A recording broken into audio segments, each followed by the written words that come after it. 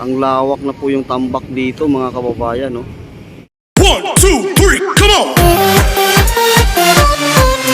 Yan, so mga kababayan, punta tayo doon sa may sa reclamation area, no? So magbibigay tayo ng update doon sa mga kaganapan kung gaano na po kalawak yung nagawa doon, no? Natambak, mga kababayan. Ayan, samahan nyo ko. So ngayon, nagbiyahe pa tayo papunta roon. At dito po tayo sa dumaan sa may amazing show, no? Ayan, mga katapos. At daan tayo dito sa may seascape, no? Dito tayo dadaan. Ayan po yung Sofitel. So dito tayo sa seascape, no, mga kababayan. Seascape Village. Dito tayo papasok.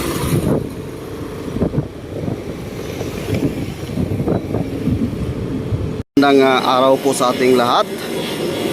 Welcome back muli sa ating YouTube channel, Cardons TV. So first time ko lang na pumunta rito mga Katardons. At ito, mayroong ganap, no, mayroon pong ganap dito. Ayan po, mayroon pong pinubuga na buhangin natin nakikita.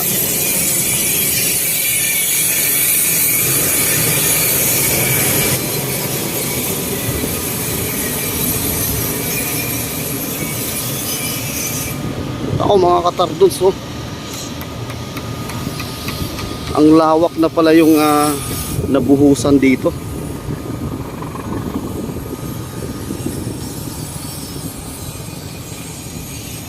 Yan, so doon po ay Mall of Asia. Yan po yung seaside. So ang lawak na po pala.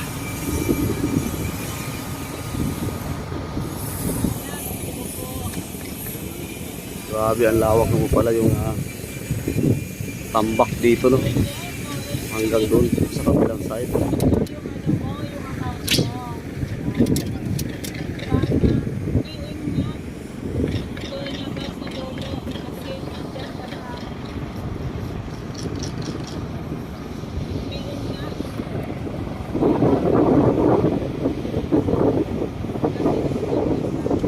So sobrang lawak na po.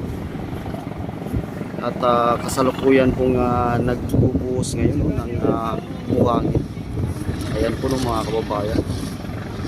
So dyan po sa dulo, yan na po ang Mall of Asia, o mga kababayan. At doon naman sa dulo, nandun po yung mga bako, no, na gumagawa. At mayroon din pong bumubuga doon sa pinakadulo. Ayan po mga Katardons. So ngayon lang po tayo nakapagbigay ng update dito. At kitang-kita na po natin na grabe po ang lawak na pala yung tambak dito, no, mga kababayan. So doon naman sa kabilang side, no, tumako tayo doon sa pinakadulo. Yun po ay horizon, no, mga kababayan, no? Malaki at malawak na rin po yung tambak doon. At dito naman sa may gilid, no, dyan po, no, ang Manila Solar City. Dito po sa may malapit po yan sa may yacht club ng mga kababayan.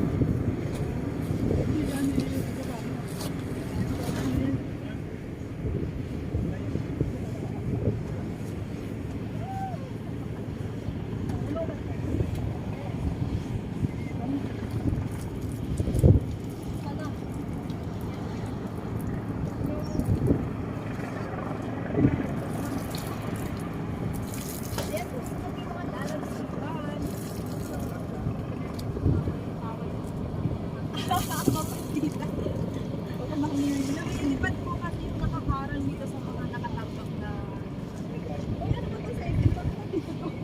Uy, wag po po. Wait lang. Yung hindi natin, hindi kilala. Ayun, so ang haba po ng barko na ito. Ang haba po ng barko na ito. At puno po yan ng mga buhangin, no? At binubuga yung barko na yan, no, mga Katardons. So ang gumagawa po dito ay kadalasan nakikita po natin ay mga barko ng China. So sila lang po yung may kakayahan, no, at may gamit na gumagawa sa mga ganitong artificial island, no, mga kababayan. So yun po, kaya po mga China yung contractor dito. No? Yung nagtatambak lang po ng mga kababayan. Haba itong barko na nagsusunod. Ito nakaraan, parang buong barko lang na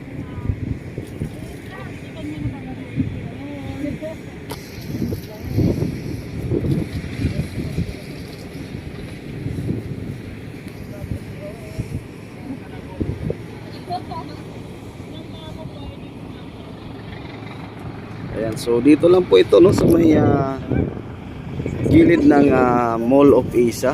Ayan. Ayan po ang Mall of Asia.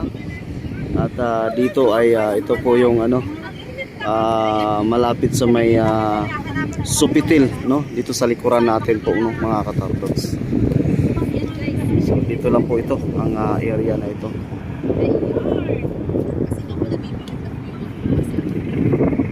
At doon naman sa may kabilang side, no, dito banda, andyan po yung seaskip, no, mga kababayan.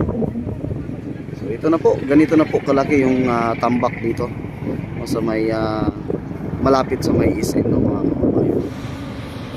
Ayan, so dito lang po ito, no, mga katarnos. Ayan, no, marami na pong mga anong tawag nito, talahiban po yan, no, mga katarnos.